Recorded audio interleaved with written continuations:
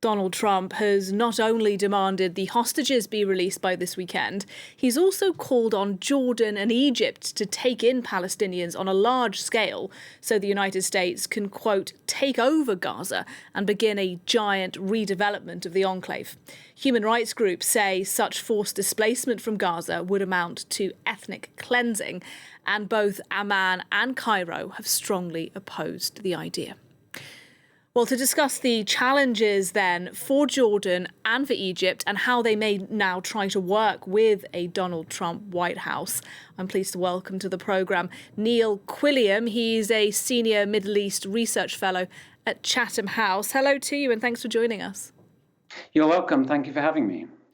Look, I'd like to talk about Jordan first of all. King Abdullah met with Trump yesterday at the White House. Now, Abdullah did not publicly discuss Trump's resettlement plan, but he did say he would take in a number of Palestinian children who need medical treatment. Let's just hear, first of all, a little of the exchange between the two leaders.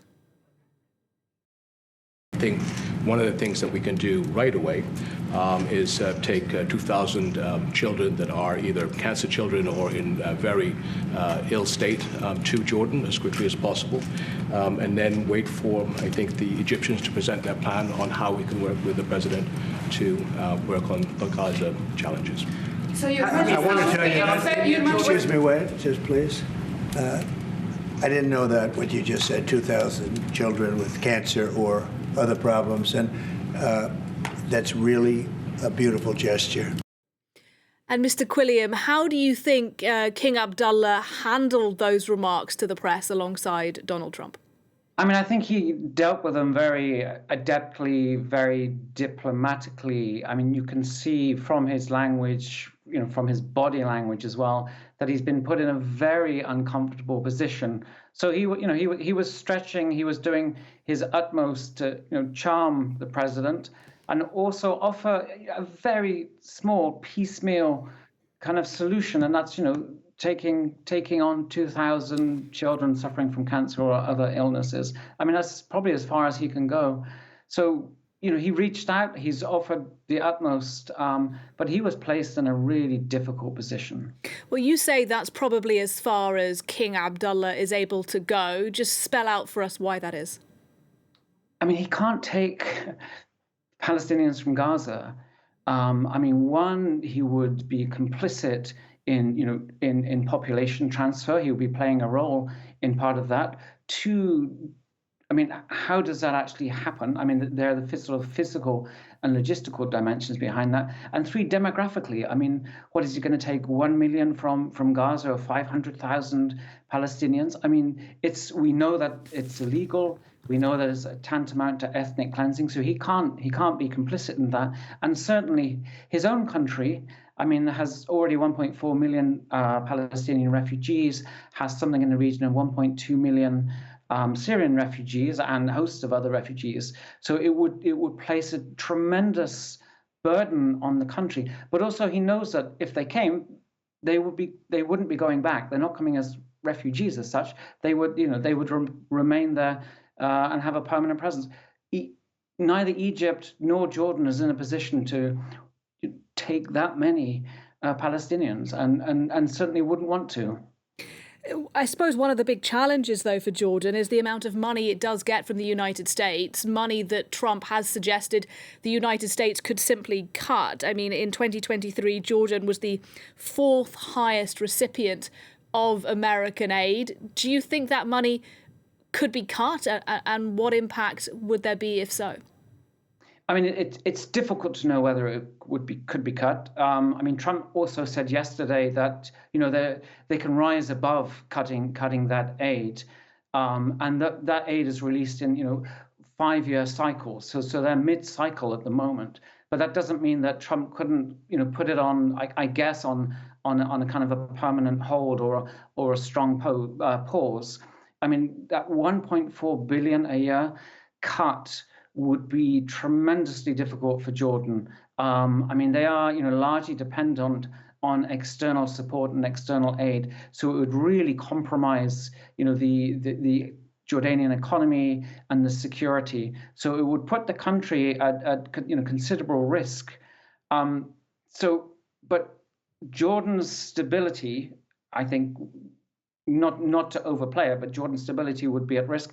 But that in itself is a security risk for Israel. So it doesn't make sense to cut that aid, even if it's concern for the security of Israel or the security of the region. But, we can see from Trump, his policies don't always make absolute sense.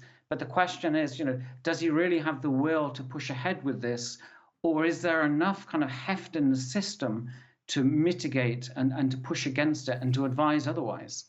Well, let's turn our attention then to Egypt, because there are reports today, unconfirmed reports, I should say, but there is reporting that the Egyptian leader, Sisi, won't actually meet Trump at all if Trump keeps this demand on the table that Egypt, like Jordan, take in, hundreds of thousands, if not over a million Palestinians. What do you think Egypt's strategy now is? Because like Jordan, it's very dependent on financial support from the United States. I mean, I think the ball almost sits kind of in Egypt's court, and word is coming out of Egypt that they do want to work towards sort of a reconstruction plan. And you heard King Abdullah yesterday say that the Egyptians, the Jordanians are going to be meeting with Mohammed bin Salman, the Crown Prince of Saudi Arabia, soon to sort of hammer out an alternative. And I think that is the only option. And in a way, one hopes in a benevolent sense that Trump's rhetoric, that his very strong position is intended to sort of throw down the gauntlet and get the Arab states to come together and come up with a plan that has a political and economic and a reconstruction dimension to it.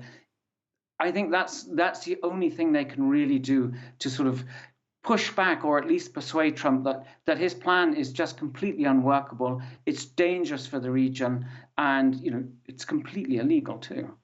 Well, I suppose the question is for Donald Trump, does he care actually whether a plan is illegal, and does he care if he puts more people in the Middle East in danger?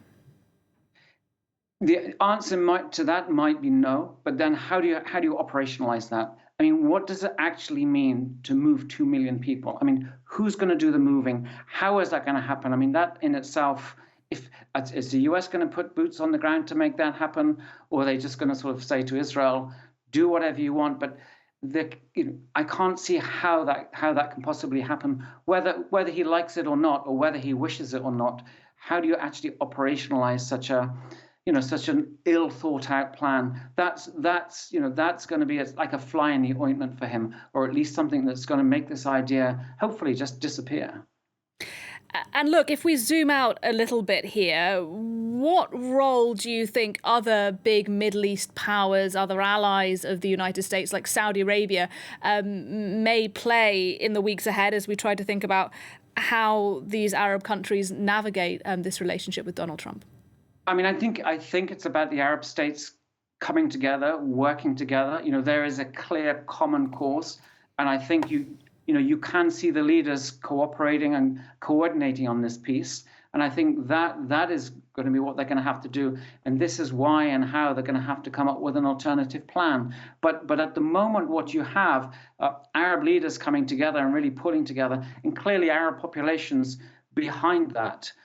So in a way, there are divisions, but there is a kind of a clear sense of unity on this one issue that pulls everybody together. It's really kind of galvanizing leaders and obviously highly sensitizing the region. Neil Quilliam, good to talk to you. Thanks very much indeed.